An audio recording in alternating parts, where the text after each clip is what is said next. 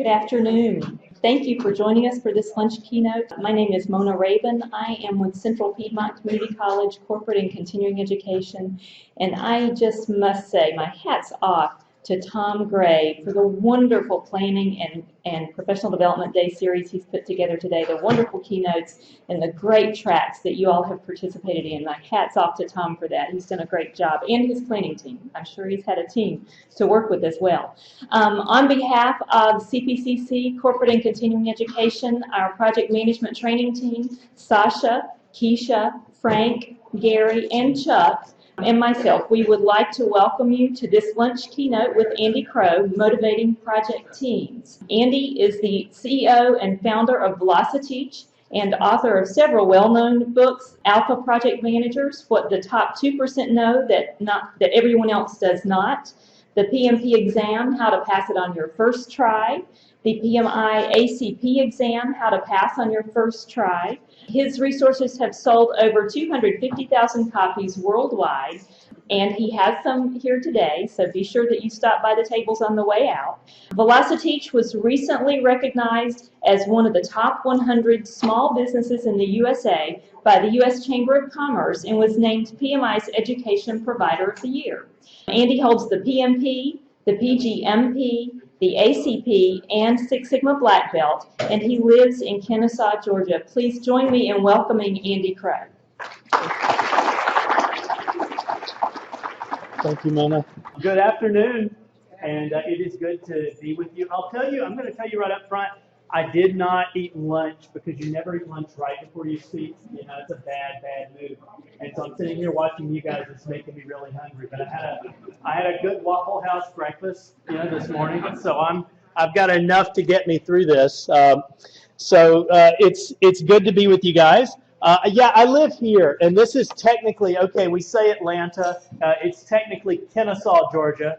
And for those of you who don't know where that is, it's 18 miles northwest of Atlanta. So right off of I-75, right in between I-75 and 575. Anybody been there before? Okay, quite a few of you.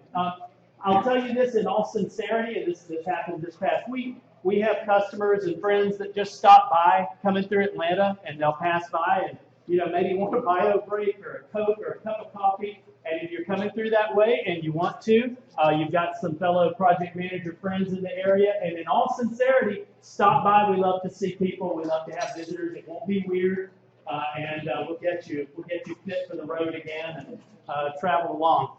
So, you heard about the books, and how many of you have encountered this orange book here on the left? Okay, well, I'm glad you came back. People get traumatized after going through that book. So I'm glad you're here anyway, and you still are maintaining eye contact and being polite and that kind of thing. So that's the big one. The PMI-ACP is undergoing a lot of changes right now. And the Alpha book, we'll talk a little bit about. We touch on the Alpha talk. Now, I have a talk about the Alpha study that I do that's completely different than this one. So some of you may have heard that a few years ago. I came to the Professional Development Day. I did that in a track. This is a different talk, and this is really a new talk on motivating project teams, but some of the research comes out of the book on the bottom there, the Alpha book. So some of the research is drawn from that we're looking at. So I'm passionate about a few things in life, and I'll share a little bit of that with you as we get started. One thing that I'm passionate about is music, and I play trumpet, and I love the trumpet. I love that instrument. I grew up playing different instruments, but I settled on the trumpet. That became the one, and I've kind of made that my quest. And so I play in the Marietta Symphony. Now, I really love jazz, but I haven't found the right jazz group that will let me play. So I play in the Marietta Symphony. And let's see, there's another great reason to stop when you're coming up I-75. You might get to hear some decent music as well. But that's definitely a passion of mine. And I had a funny story happen a few years ago. I was riding with my daughter, and my daughter is a lot like me. And she's 16 now, so she's coming to terms with that, and that's a real interesting process. For those of you who have raised teenagers, you can probably identify. She and I, temperament-wise, are the most alike in the family. She plays trumpet. She's actually really talented. She's got a lot more talent than I do. And we're riding down the road one day, and we're listening to jazz because that's what you've got to do if I'm driving. You know, that's your task. And she heard a song and she looked up. She said, "Dad, I know that. That's a song by Dizzy Gillespie." And I almost wrecked my car. I was so excited. And I said, "That's right, Ann. That's great. What, you know, excellent." And she was probably 12 at the time. And she said, "That's not my favorite song. My favorite song is So What by Miles Davis." And I thought, well, okay, if I die now, you know, and so then at least there's hope for the next generation and some ray of hope shining through. I'm also passionate about history, and I'm constantly reading history. I keep history books on the bedside table, and I love reading it, and I love processing that. And I'm finishing the long biography on Washington called Washington, A Life, which is an intense and sometimes depressing book to read. Anybody read that in here? We're going to have a lot of good books that we get into that relate to project management. So that's a very, very good biography. It's long. It is really, really, really long. But you feel like you got to know the man once you're done. But I'm also passionate about project management, and that's the passion I'm sharing with you here today. It's funny with me. I've been a project manager for a long, long time, and kind of my art in getting into this field was maybe like a lot of yours. I was a software developer. I was a C++ developer, and I used to teach C++ for Microsoft University a long time ago. And I found that I really enjoyed the organizational aspects of this. But it was funny because I had no desire to be a project manager. I was happy slinging code. It was lucrative for me. I enjoyed it. And I really enjoyed just putting my mind to a problem and chewing through it. And I know some of you in this room have come up through that.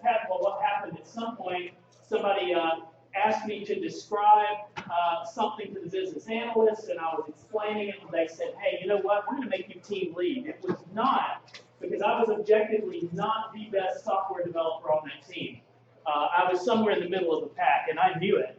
And there's no false humility to that. I wasn't the best, I wasn't the greenest, but I could help them think in terms of business requirements. So I ended up being team lead all of a sudden of a team that really, some of these people are much better than I am.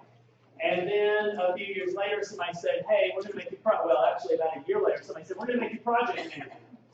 I had absolutely no idea what that meant. And that was shortly after 1990. And I started putting together a project plan. They asked for a project plan. I had no real idea what I was doing, put together what I thought was. And one of my bosses, a guy named John, took me aside and did me a tremendous favor. He said, "Andy, I asked you for a project plan. This is what you gave me. Looks like you worked hard on it. Thank you." He said, "Let me show you what another guy down the hall does when I ask him for a project plan." And he brought out a binder. And it was the most amazing thing. And I went, see, I'm really, really competitive. So I don't like getting beaten like that. Like the best way to get me better is just to trounce me like that. So I said, "Okay, fine." And I started getting everything. And this was before there was a PMI guide. What there were a bunch of pamphlets that you could buy from PMI. I'm dating myself now, but I read every single thing I could on that. Years later, when I was contemplating a career change, I was director of projects for a publicly traded company in Atlanta, and I was managing all their projects. All of them rolled up to me, and it was about to kill me. And the project was the organization was very stressful. And my wife said, "You know what? You love project management, and you have a talent for it. You care about it. You're passionate about it. You love to write. You're passionate about that. And you really love the classroom, and you need to bring those things together." That was the best career move I made. So that's really the passion I want to share with you today. And what I want to talk about as we get started is this idea of motivation.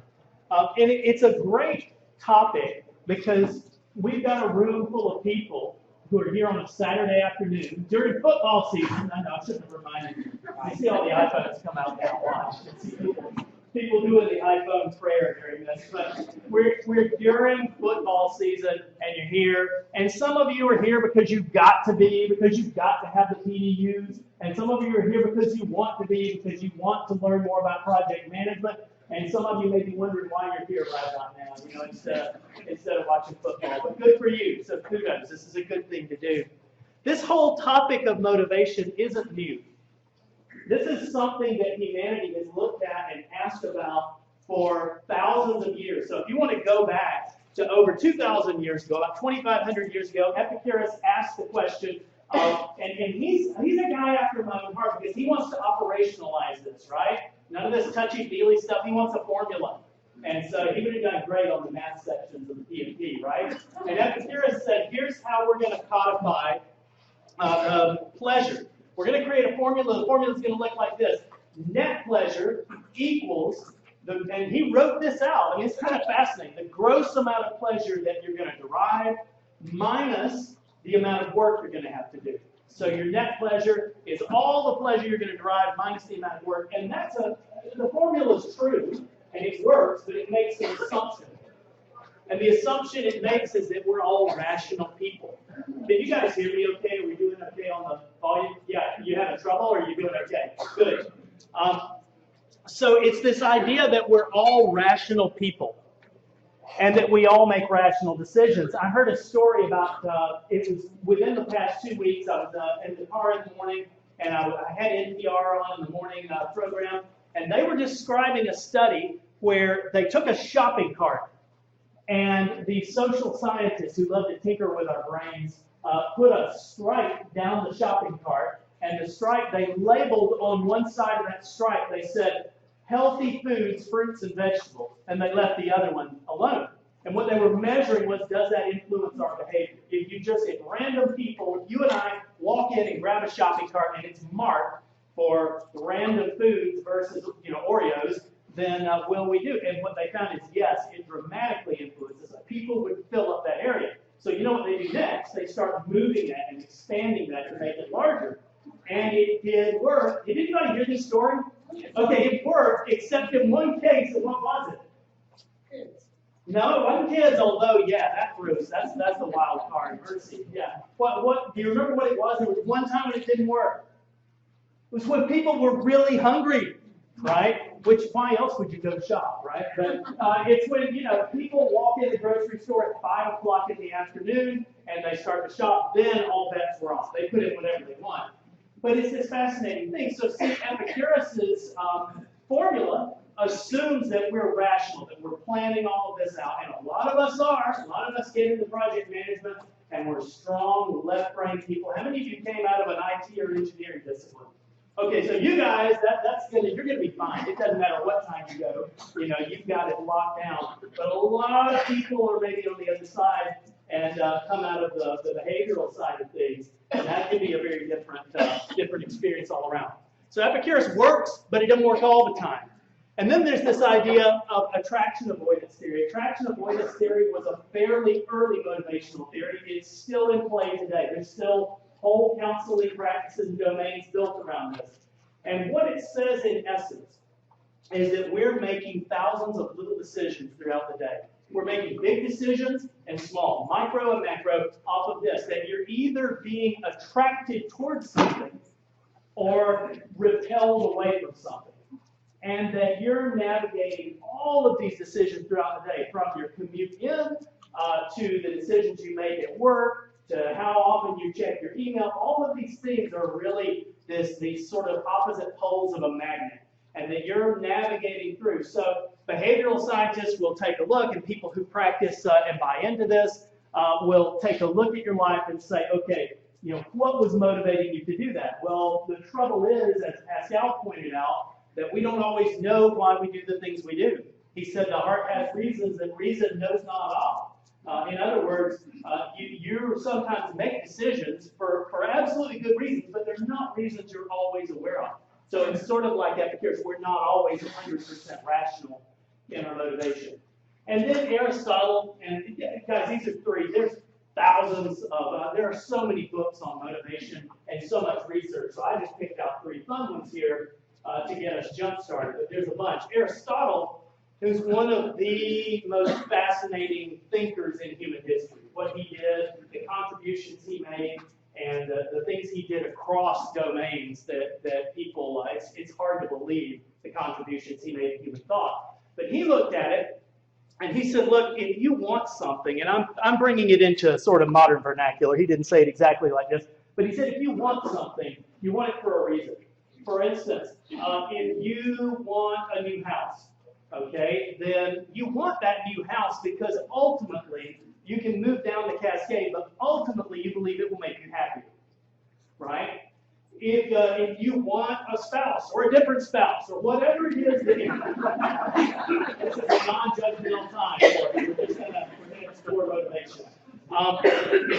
If you want a spouse, you want a spouse because you believe, rightly or wrongly, that will make you happy or happier. That will increase your happiness. Here was Aristotle's point. This is such a cool point to me. He said, happiness, though, is a dead stop. It's the last one. You don't want to be happy for any other reason than to be happy. So happiness is one of these root-level motivators. It doesn't go any further. You don't want to be happy because you'll live longer. You just want to be happy. And so happiness is sort of the goal that we're all pursuing. And Aristotle came to that conclusion. Happiness is what we're seeking. Contentedness, happiness, those types of things.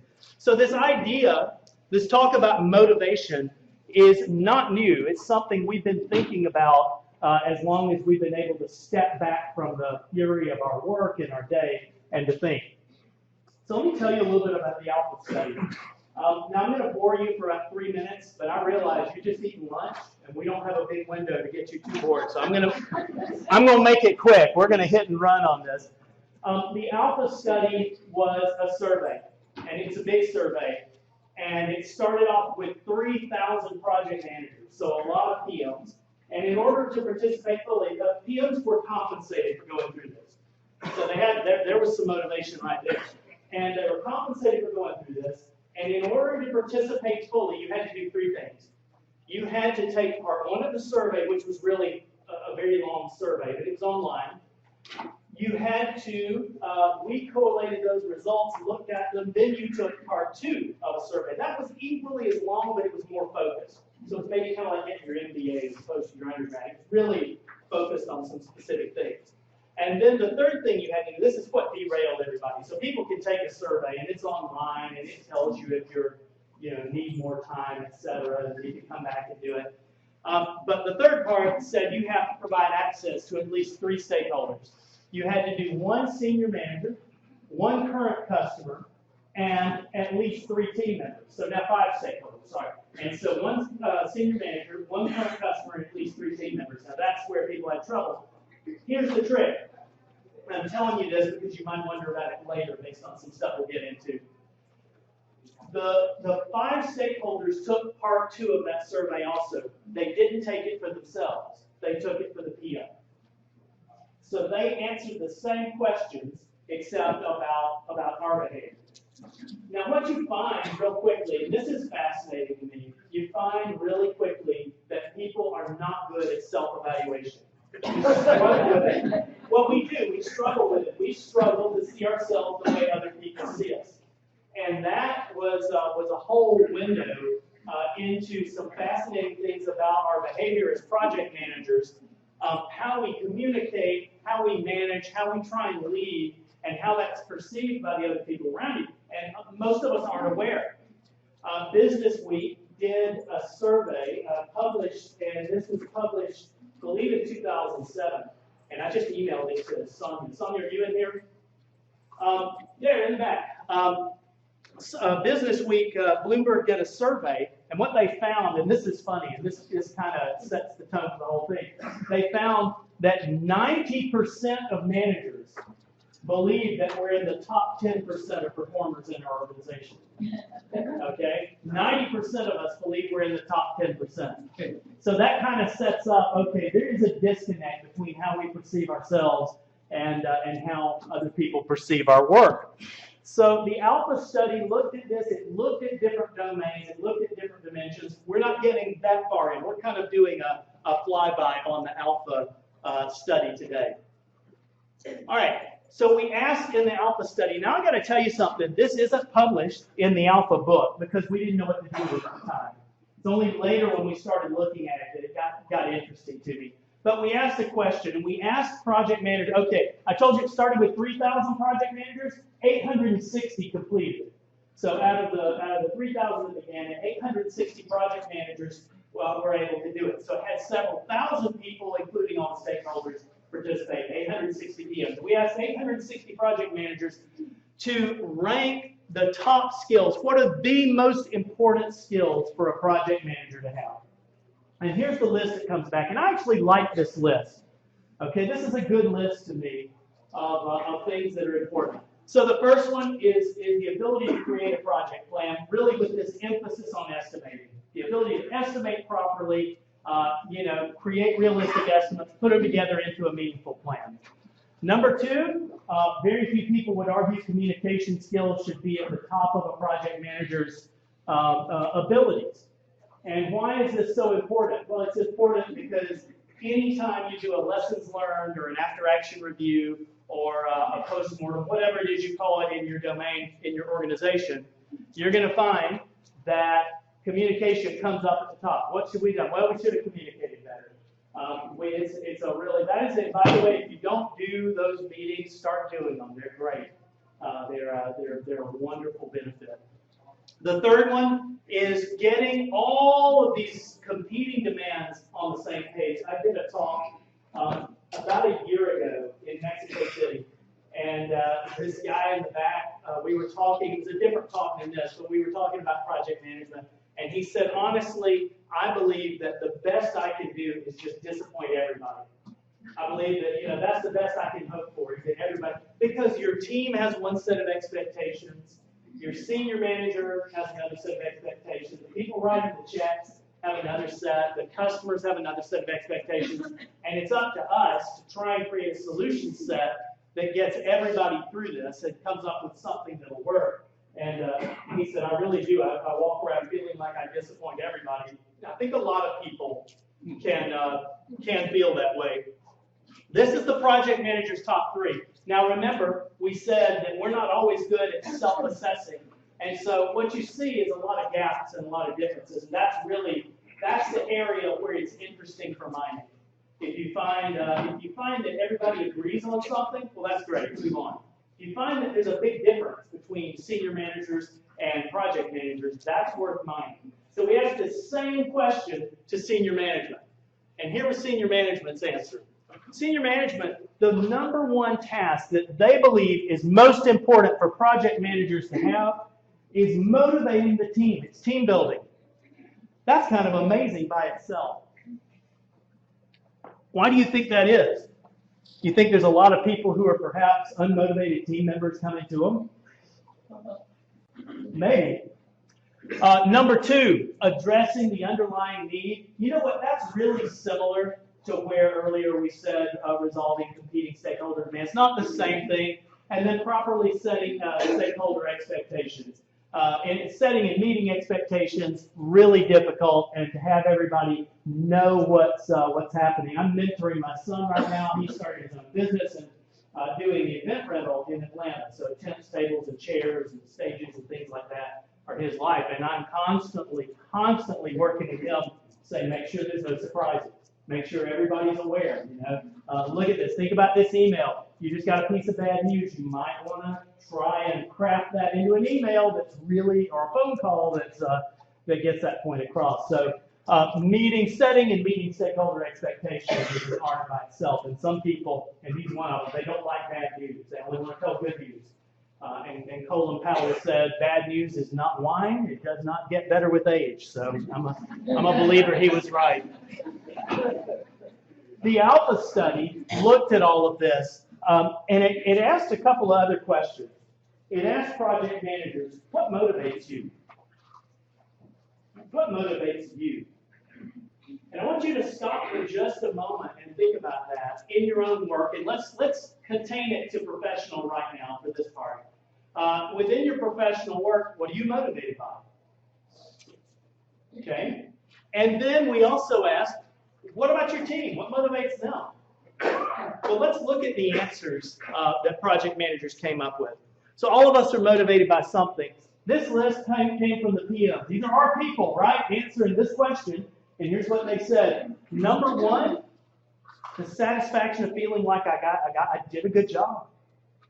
That's a great answer by itself. That's just a good reason to be motivated. So I'm motivated by this idea that I want to do a good job at my work. Number two, getting it done on time and within budget. So meeting deadlines. We've got a big project in Atlanta right now that I'm watching carefully, and it's the Braves have moved, and they moved up pretty close to my home. And it's a controversial, I guess anything like that's controversial. But they have moved up close to home, and I'm watching. And every day where I have breakfast, I can watch the stadium progress. So it's fascinating to watch this thing. But boy, did they have this hard stop, and the Braves gave their official notice at the other stadium. So now they have to be out, and it's intense. And man, people have got to get this done. So a lot of people get a huge sense of satisfaction out of meeting deadlines. Some people don't. Some people, deadlines do not motivate them, right? But for 860 PMs, that was number two. Number three, creating a team. Creating a team out of nothing. You know, I love this part. And how many of you have seen the movie Miracle with Kurt Russell? Oh, that's pitiful. Okay, listen. This movie is old, and I'm going to spoil it for you. No, I'm not. Kind of. So you'll just have to deal with it. But you need to see it. It's a great movie. It's about the 1980 U.S. Olympic hockey team. Oh, yeah. Oh, yeah. Okay. So here's the point behind the movie. I'll play Siskel for a minute, or Ebert, whichever. Here's the point behind this movie is that the Soviets, and most of us were alive back in that time, you remember, but the Soviets had this unstoppable, unbeatable team of professionals. They were the best in the world. And they had a vast expanse of places to pull from. And so they went out and got together this super team. It's all frozen there anyway, so they can practice year-round. It was rough. What the U.S. did this year is we went and got ranked amateurs, and we went and got college kids. And so Kurt Russell plays the coach that is tasked with this new strategy. We've got college kids playing these grizzled, seasoned, unbeatable people. In fact, they weren't just unbeatable. People couldn't even score on them. So they were walking away, getting no points against the Soviets. And Kurt Russell, they go through a scene, my favorite part of the movie, and it's sort of a turning point of the movie, is they lose, and I can't remember to whom they lost, but they lost in an early round to Czechoslovakia or somebody. Norway. Okay, it was one of those cold places, and I haven't been there. And they lost. You didn't even remember that movie when we started. Now you're all expert on details.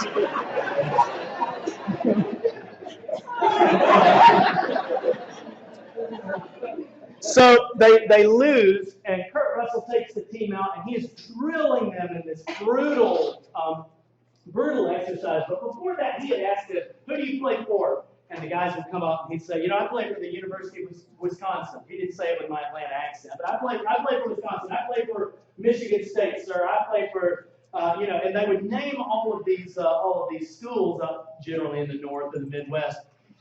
And after their loss, and after this grueling rehearsal exercise practice session, he asked them, who do you play for? And all of a sudden something had changed. And they said, I play for the United States of America. And now there was a sense of team. If you've ever gotten to build a team of any kind and gotten people to stop looking at individual agendas, it is a powerful thing.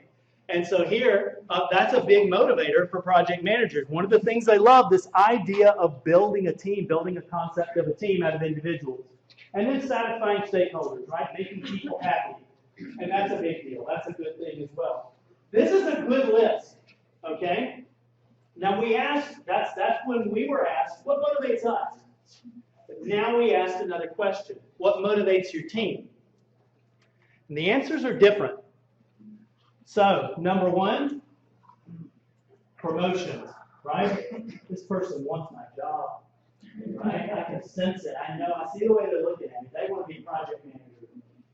And then number two, recognition by their peers, right? They're only doing it for the glory. And then number three, money. Right now, think about this. Think about this. Our list for ourselves is really noble stuff. Satisfaction, it is. Satisfaction of a job well done, right? Satisfying my stakeholders, meeting deadlines. These are good, noble pursuits. These are sort of higher pursuits. And how about the team members? Our team members, they're in it for the money. They want a job promotion. They want praise. They want all the attention. It's fascinating. And why is this fascinating? It sets up a problem. And the problem is most of us believe that our team members are different than we are.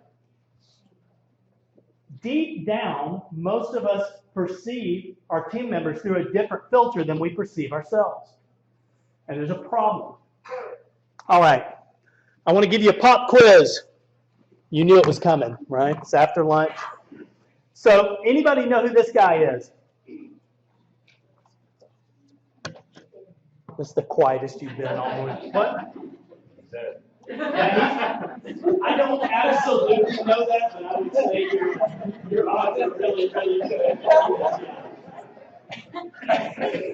So this dearly departed gentleman you're looking at, he had a profound impact on the work that we do. Yes, sir. It is. What's your name? Okay, Greg. That's awesome. This is Frederick Taylor.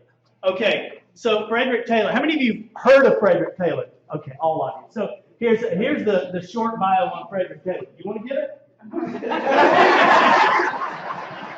The short. Now you know. So Frederick Taylor came along. All right, let's back up. We got an extra minute or two we're going to take up with this. This is a good part to me and really does touch on what we do. And it matters, especially when we start talking about motivation. So let's go back Civil War time. I told you I love history. Civil War time was really at the very, very, very leading edge of the Industrial Revolution. And it hadn't kicked off yet from most people's standpoint. So if you wanted a firearm back in that time, back really pre-Civil War, you would have to go to somebody who knew how to make one.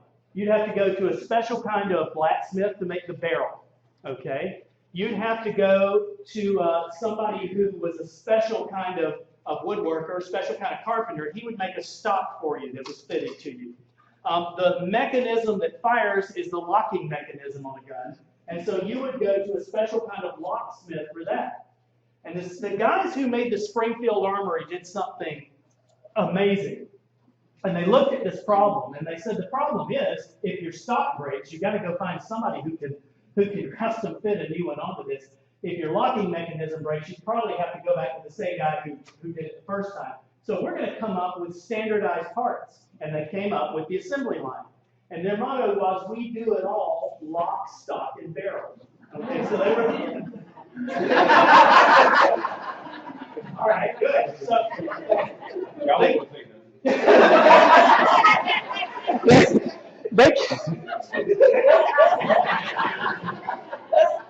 they came up with this idea that we can do it all. Well, this was revolutionary. Why? Because now if your stock breaks or gets burned, you can go just get another one right off your assembly line, pop it right on, it fits.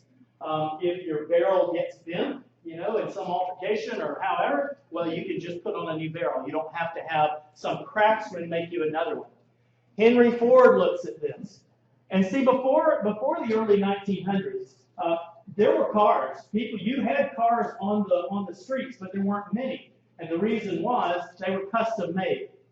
And so you had to find somebody who could make the engine and who could make a transmission. And generally it was an art and it was done by hand, and the parts were absolutely not interchangeable. So if something happened to your transmission, you had to get generally the same guy or somebody who could do the exact kind of work he did to do it. Henry Ford figured it out, took this idea from the Springfield Armory, comes up with an assembly line, and starts making interchangeable parts. So this is revolutionary. This had as big an impact on human history, not just Ford, but the assembly line in general, as almost anything. It changed everything about our lives. Now, this guy comes along, and this is Frederick Taylor. Frederick Taylor is known, what's he known as in our world? The father of scientific management.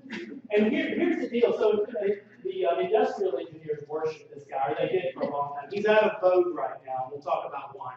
Maybe it's the outfit, I don't know. But Frederick Taylor came up with this idea that we're going to start timing people. We're going to start watching their every movement. We're going to start looking at what they do and how they do it. And he came up and observed and started saying, okay, I know how to motivate people. I know how to get people more motivated. You know what it was? Frederick Taylor's big contribution, and why he's out of vogue today, he said that money is the only motivator. Okay? It's the only one. Now, we talk about it today as an extrinsic motivator, but meaning it's coming from outside. But what he said was these motivators, these contingent if-then motivators work. If your job is to put a door on a car and do it within certain tolerances, and I pay you more, you will put more doors on cars. And you know what? He was right. Now, the reason he isn't like today, people look at it and they say, all of these sweatshops that we have now, that really goes back to Frederick Taylor. And in some ways, they're not wrong. So Frederick Taylor had this whole idea of how to do this, how to motivate people. He sat out there with a stopwatch and he timed people and he looked at every single movement. Years ago, I got to go to the GM plant and watch them, and I also got to go to the Toyota plant. But the GM plant was funny because I was on a tour, and there was a father and a son, and the dad was talking to his son, and he said, and this was back, all the robots were just really starting to go crazy. So there were robots everywhere in this factory. And he asked his son, he said, what's your favorite robot? And the kid looked, and he pointed to one guy, he said, the one with the beard. And the reason it was funny, it was funny, but it was grim, because this poor guy was moving in these repeated, robotic, mechanical fashions. He can thank Frederick Taylor for that, right? That Frederick Taylor that was exactly what he wanted to see. But he says extrinsic motivators work. I'll give you an example. I paid my children years ago to pick up pine cones. We had a fire pit, and we put pine cones in the fire pit.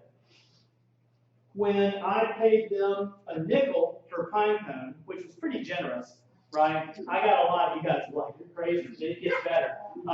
They picked up pine cones in a hurry, right? But then as they would get further out, they'd have to work more for them. They started picking up fewer and fewer, and they got clever and tried to get wheelbarrows involved and invention. But one day I had the idea to try and see if I could get them to do it for a dime, because it was a day about like today. It was drizzly, nobody wanted to go outside. So I upped the cost to a dime. Well, all of a sudden, I about went broke. Neighbor kids, the next door neighbors came over and their cousins were home, and suddenly they're pulling pine cones from yards that I didn't care about. So Frederick Taylor was proven right that these extrinsic motivators work. But again, that's led to some dehumanizing conditions in the workforce, and so he's not exactly in vogue. We'll talk a little bit more about why he's in vogue in a minute. You have to just remember him from one line, right? Yeah! Isn't that funny? Cuba Gooding Jr.'s had quite a great, accomplished acting career. He's known for this one line. What is it? Show me the money. That's what he's saying. That's what Frederick Taylor's saying. He said it all comes down to money. Forget these ideas of a job well done and meeting a deadline. It comes down to money. I read a story this morning while I was sitting at the Waffle House, and I'm reading a story about a new .com startup called Masterclass. And they convinced the goal of this thing is to get like the best person in the world in a domain to give a class. So they got Kevin Spacey to do a class on acting, and they got James Patterson to do a class on how to write. And things like that. It's worth reading if you're interested in the short times. And James Patterson said something that made me smile in thinking about this talk. He said, for me, it became real when they literally put a briefcase of money on the table. He said, that's when I understood, okay, this idea may well happen. This isn't some smoke and mirrors thing. This became very real. So Cuba Gooding Jr., Frederick Taylor, they all get this. It's show me the money. This is about the motivator. All right, let's keep going. Another pop quiz for you. Who's this guy? Al. You know him. You know him. What? What? What was that? Yeah, Mario. No. Everybody in here has heard of this guy. Come on. It's not Walt Disney, but it does look a lot like Walt Disney. Yeah. No, it's not Einstein. This pertains to the work that we do. You've all studied his work. Everyone. Who said that? Yes! What'd you say? Say it loud. Maslow! This is Abraham Maslow. Okay, Abraham Maslow had really one big contribution. He did a couple of things that were significant. He took this idea of a hierarchy of needs. Now, this sounds common sense to us today. When you see it, and the reason is you've seen it so many times in your life. You've seen the hierarchy of needs that of course, the world looks that way. It's a very common prism to look through. It was not common sense at the time he did it, right? And what he did was he came up with this idea that your motivation changes over time. Now, he wrote 2 books. The first one, Motivation and Personality, is where the hierarchy of needs came from. The second one, he gave it the most unfortunate title ever, because nobody's going to buy a book called Use Psyche and Management.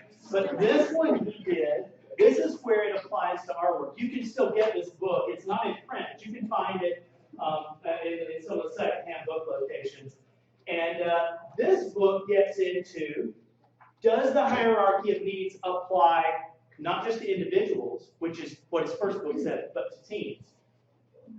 So here's the point behind the hierarchy of needs, okay? It has an actual point to it. And the hierarchy of needs says you have lower needs, you have higher needs, and the goal is to get everybody up to the top. The top is self-actualization. That's living and working at your full potential, right? But the problem is that they will not move until their current needs are satisfied. So if somebody's homeless, they're not going to be self-actualized. They've got other problems to worry about, and you have to help that. And then security, fear from job protection, fear from job loss. I had a boss, and he was really, there were so many good things about this boss, but he had a bad habit. And he would walk around my team, and he would say, Ann, I'm going to use you as an example. He'd say, Ann, how you doing? You know what? You should be really glad to have a job right now. No. It's worth saying. He'd say this, when I can't hardly shake a tree without 3 or 4 people with a resume as good as yours falling out of it right now. And so I'm just drowning in resumes. And you know SQL Server. Man, I've got so many SQL Server people. And I got a guy who's written books on SQL Server. He's out of work. So I guess you're happy to be working. I mean, he would do that, and people would come in, and he had it hidden on his calendar. I don't know what was going through his mind, but he had it hidden on his calendar to do this every Friday afternoon at 3. And every 2 weeks. It was every 2 weeks. And so I would have team members come in there at 3:30 going, he's going to fire me. No, nobody's going to fire you. And they would just be, I don't know, some twisted, demented thing. Yeah. What was the subject of the meeting history? Was it demotivate employees? You know what? It had 4 letters, and I don't, it was like something strange like MRPS or something, and I never correlated. I never figured out what it was that he was trying to accomplish. But anyway, maybe tell everybody to. It was something weird though, and it always stuck in my head. There's some story here that, if I cared, I would find out. So anyway, this is the hierarchy of needs. So here's a big contribution to the hierarchy of needs.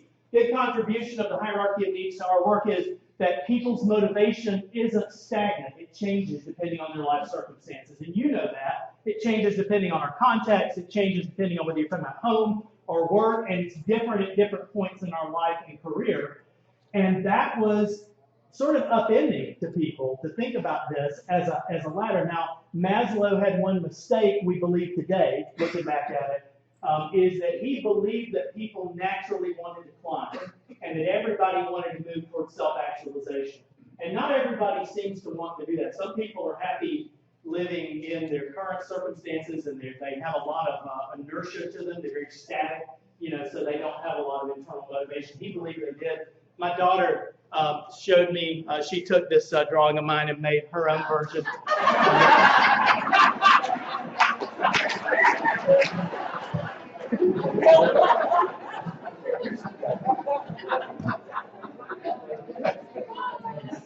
That's her great contribution.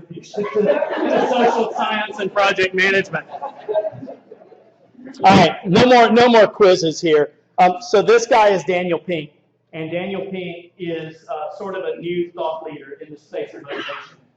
And Daniel Pink is one of the ones who has really come back hard against Frederick Taylor and said there's a problem with these extrinsic contingent motivators, if then is what I mean by contingent. There's a problem with them, and he says they don't work.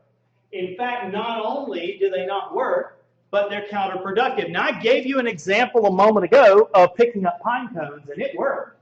Like, it really worked. It was just, it was amazing how motivating. You know, I'm having to go to the ATM to get money to pay neighbor kids, right? But Daniel Pink says, no, don't be so fast. Contingent motivators don't work so well, and they particularly don't work for us. Now, why? A lot of you have seen his talk. It's an amazing talk. He's a really, really sharp guy. He's a former White House speechwriter, and he's really good at communicating, really talented, and a very bright person.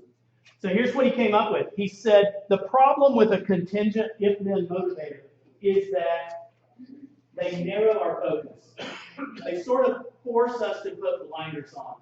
So if you're getting paid some amount to put a door on a car, or to pick up a pine cone, or whatever it is that you're tasked with at that moment, and you're getting contingent rewards for that, then you're very focused. You're not thinking about anything else. The problem is that doesn't work so well for project managers. Doesn't work so well for engineers, and doesn't work with people who have to use their brains a lot. Putting a door on a car doesn't require a lot of brain power. In fact, it almost requires you to turn most of that off in a true assembly line, non-Japanese environment. Picking up pine cones, you don't want a lot of discussion or chit-chat. You want them to focus on the job. But the problem is, for us, the solution doesn't lie right in front of us a lot of the time. They require leaps, and they require creativity, and they're on the periphery, right? And you really have to put a team together and come up with something that'll work and think through all of the implications. And then you get into risk and risk analysis, and that gets more and more complicated. And again, remember, we've got these different groups of stakeholders that have to be satisfied, and that's tricky. It's tricky business. Figuring a solution set, if you think of it in terms of the Venn diagrams with a circle, thinking of solution sets that satisfy everybody is really challenging. So it's not easy work we're doing. And Daniel Pink says the problem is when you give a contingent motivator to yourself or to the team, if you're given one, or you give one to the team, what does it do? It narrows your focus.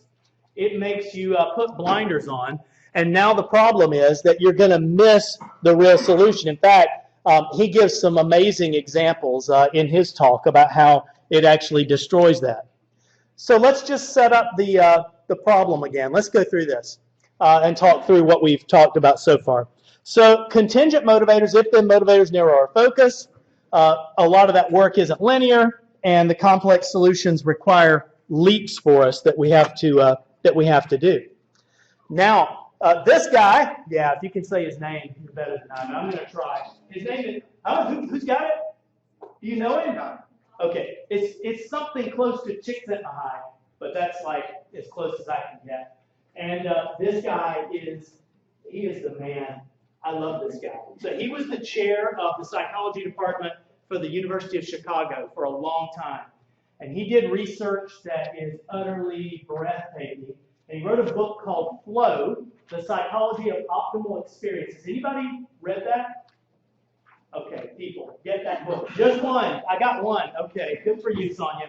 That book is amazing. It is really good. It's not an easy book. This isn't a James Patterson page turner, okay, but it is great. And what he gets into is this idea, there is a state that I'll try and describe for you that he calls flow.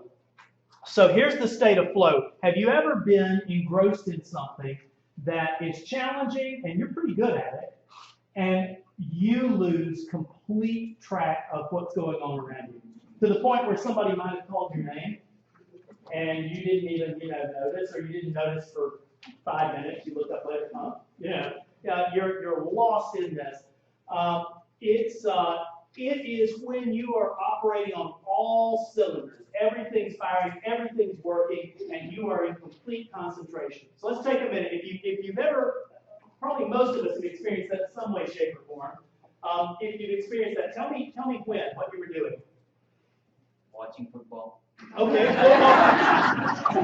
Okay. Maybe. Let me tell you don't encourage him. Maybe. So here's the deal with TV.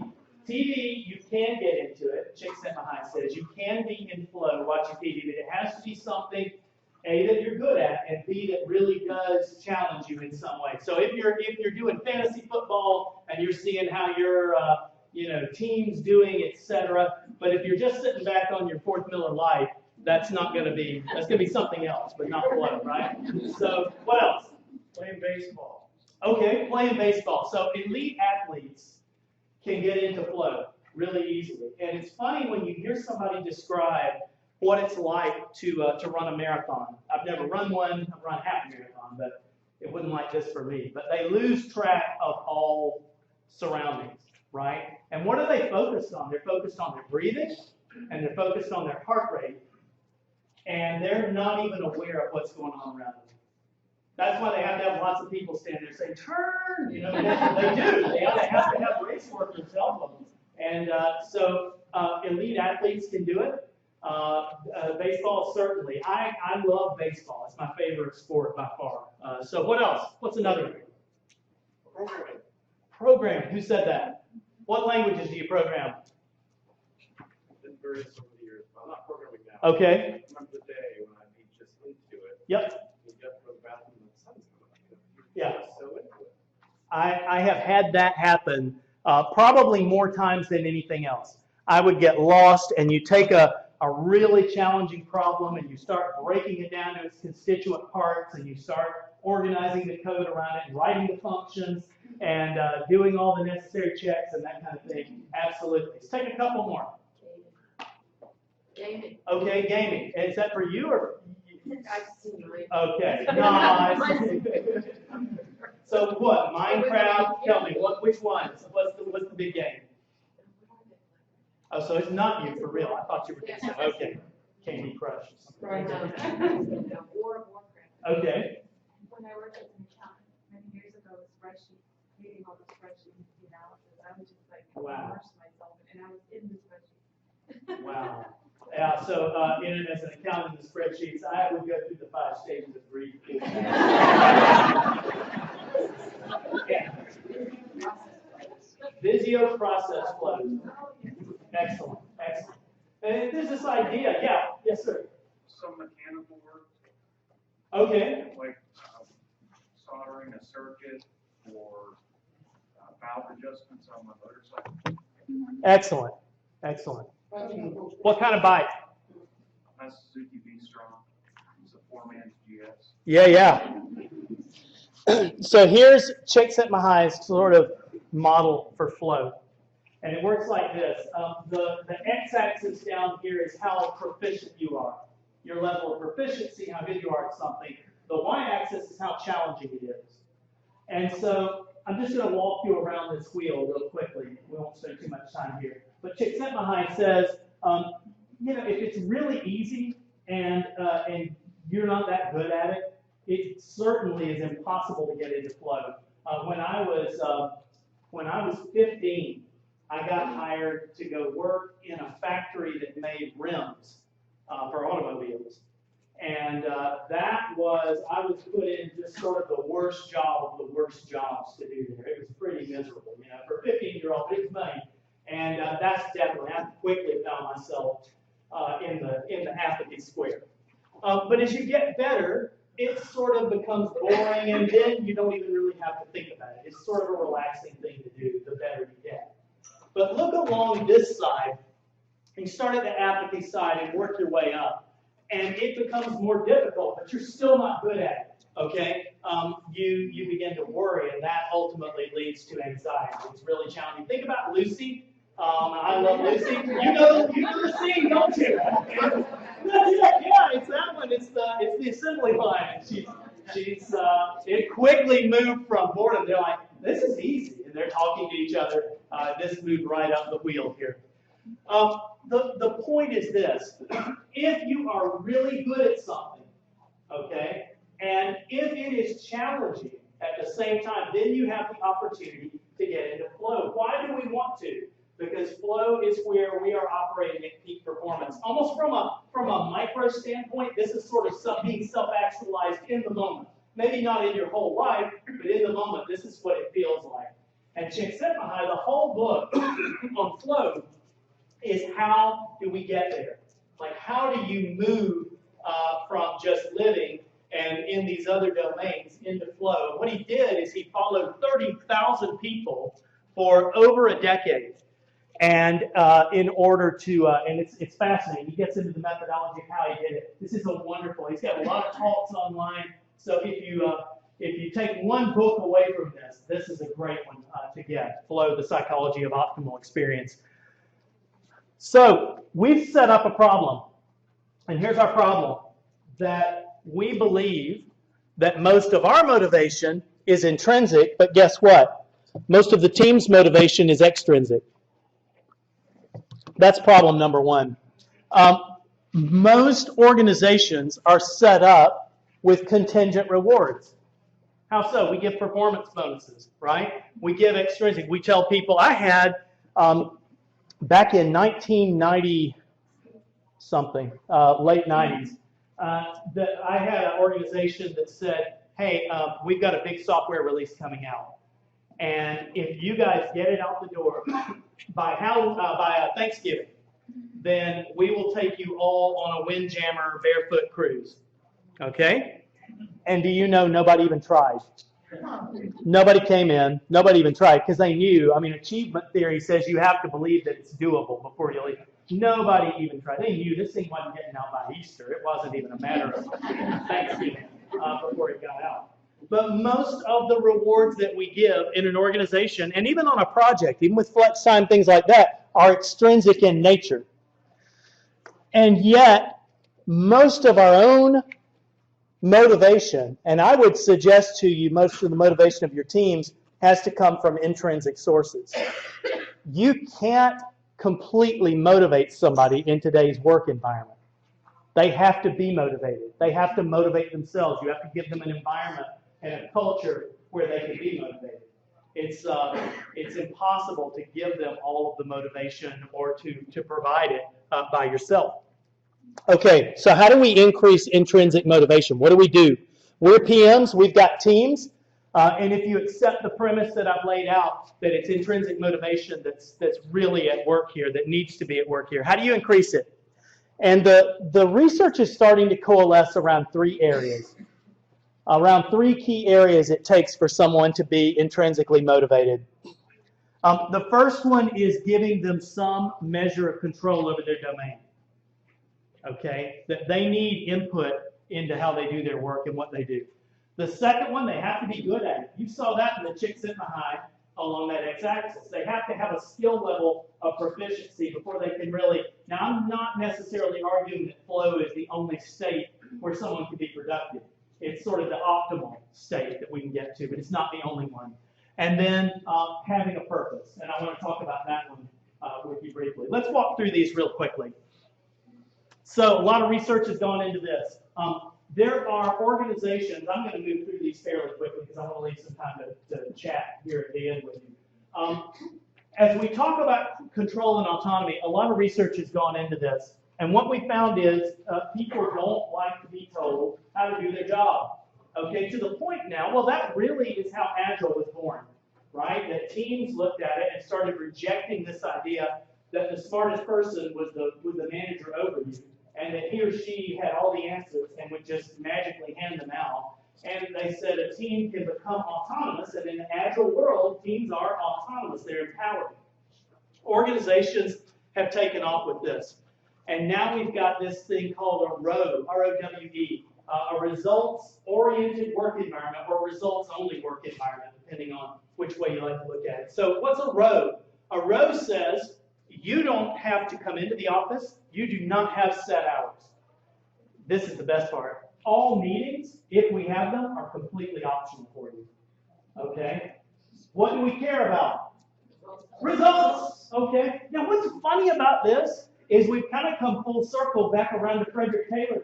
Frederick, yeah, isn't that funny? I mean, it's a different way of getting there. But Frederick Taylor said, all I'm interested in at the end of the day is how many pine cones you picked up or how many doors you put on a car. That's really all I care about. And a road work environment, that's the same thing. Not all jobs can do it. But in other words, we don't care if you want to program all night. If you want to sling code all night and sleep all day, that's fine. What we're interested in is the results. That's it. So that's one way that that's manifested right now. The idea is this: I'm not advocating for a results-oriented work environment. It's kind of an experiment that's going on in the workplace. It's showing some interesting promise. And there was one place, and I cannot remember. If you remember where it wasn't Uber, but it's someplace like that out west, that they said you have unlimited vacation now. Was it Uber? Where was it? Netflix. It was Netflix. Okay, thank you. Which is nothing like Uber, but I guess it is. It is up here somehow. They fit in the same space. So Netflix says take as much vacation as you want, which is a two-edged sword. You know? So yeah, but that's a result. That's exactly in line with a results-oriented work environment, results-only work environment. How about skill level mastery? This is the idea that you can't really do it.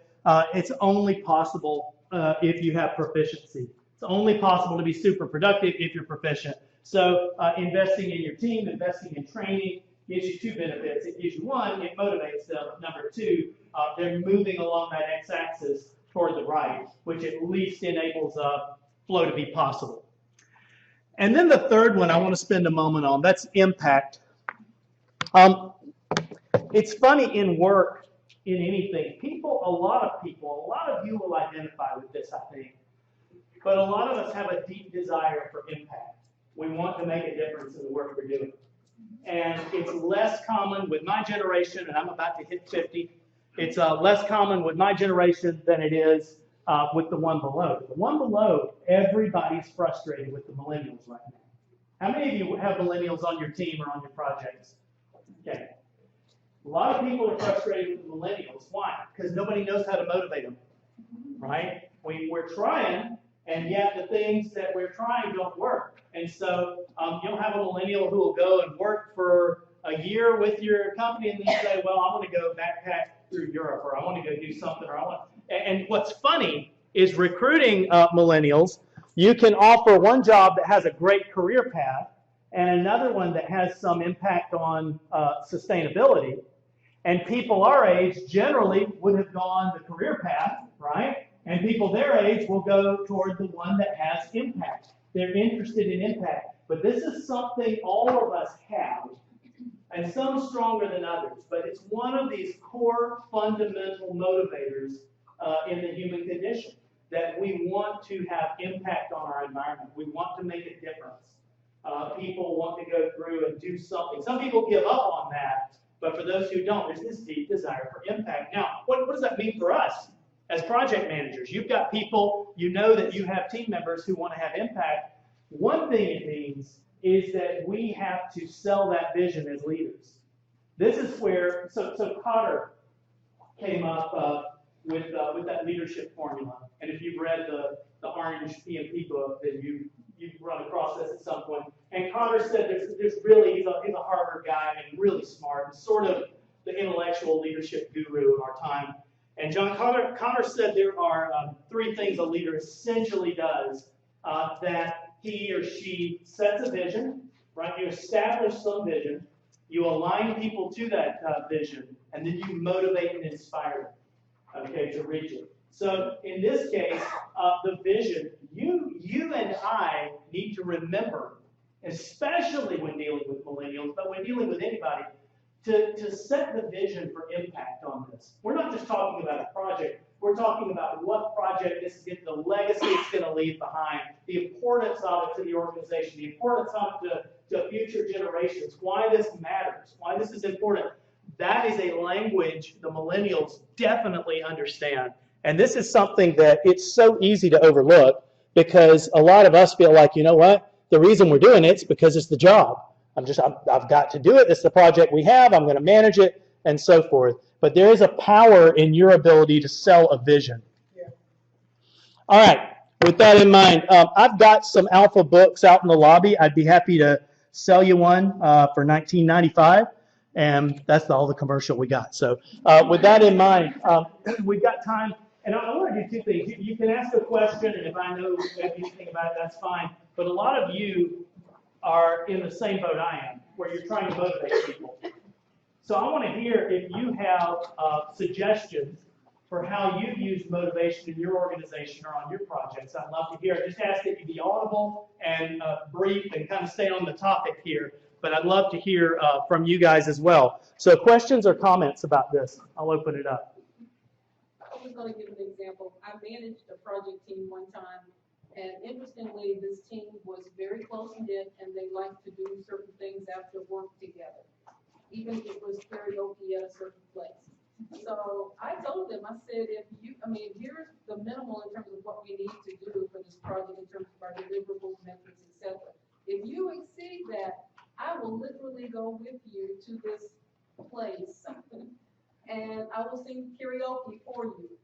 They came so close, it was scary. But they were very motivated to get me to this place to do karaoke. And you didn't do it? Well, because they didn't. I think this is a moment you can redeem yourself.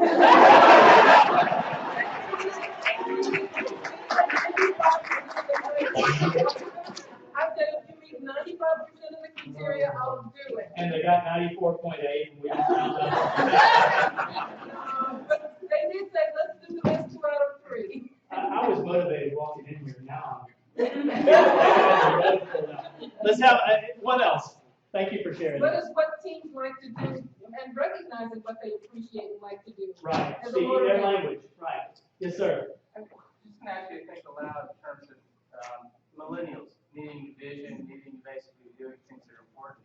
How does personal, professional, organizational support for those for millennials kind of fit into the big picture of the flow? So restate the question so I make sure I know what you're asking. The millennials. Yeah. Difficult. All right. So we know that they need purpose. We know that they need a vision. They need to understand how that vision fits into their lives. All right. And then they say, well, I'm going to go backpack. Right. So how will organizational support, personal support, and professional support assist in creating an opportunity flow for them, I guess? And what a challenge it is. I'm living this right now, and trying to figure some of that out, and especially when there's a mismatch of values. Things that when I was 25, I wouldn't have dreamed of asking or trying to pursue. And now you have 25-year-olds working for your organization who are saying that very thing. Hey, I want to take, I've got one employee who wants to go to Europe backpacking in the month of October. And we're negotiating how this could possibly work, because that's not a good time for this. So it's a great question. Part of it, I think up until maybe 18 months ago, everything I had personally tried to motivate most millennials had not worked effectively. And that really led to a lot of what you're seeing here, a lot of this thought, a lot of just research and thought about how do you truly motivate. It's not a joke. It really is a challenge. And so looking at that, I think organizations have to change. We have to grow and change. Is it time, or is the hook coming out? No, are we okay? You're okay. Okay, we'll do one more question and one more comment. Yes, sir. Actually, this is a statement of a demotivator. We had somebody speak at PMI locally on it. There was a company, big company in town that bought a small company in Texas. And one of their traditions was on Fridays, the developers used to sit around the lounge with what they called the beer fridge. And they would drink beer out of it. And there were a lot of culture clashes. And ultimately, the acquiring organization got rid of the beer fridge. Right. Which also got rid of all the developers. So I worked for a company that had that tradition back in the 90s again. And I won't tell you who bought them, but their initials were HP. And but then they did away with that tradition. You'll just have to figure out what it stands for. I'm not telling you. But yeah, it was funny because a lot of people did quit. And when you look at it, I mean, it would have been an easy thing to go down the street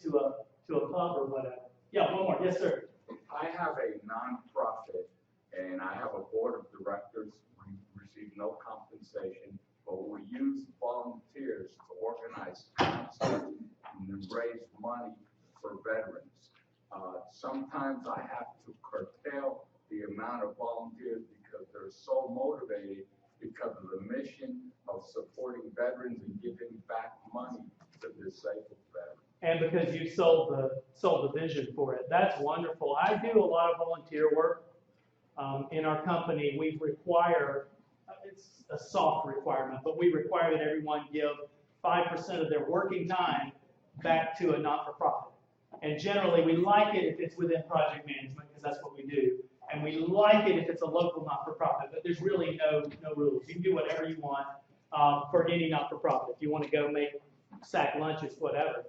I have found that most of my gray hair has come from my volunteer work and not my professional work.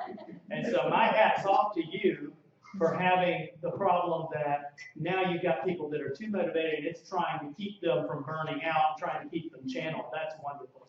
So good. Yeah, Miss. I found one thing, when I was younger, I would always say, I'll just do this myself if I can do better than everybody else, right? And then I was always stressed out because I was trying to take on too much. But what I found motivates people is when you delegate things to them, even if you know they're not going to do it as great as you, but it's good enough, they're motivated by being able to have control of that, to have a say, to be part of it, and not just have you, tell everybody. To have some autonomy, yeah. That's the two great sins of delegators who try are, by the time I showed you, I could do it myself, or the twin other head of it is that if you want it done right, I got to do it myself, right? Either way. And so figuring out how to empower people, that's wonderful. Let me say this. I'm going to be here for a little while. I'll be out front, right around the corner at the table. If you'd like to come by and just say hello, I'd love to meet you. Thank you for having me and appreciate your time.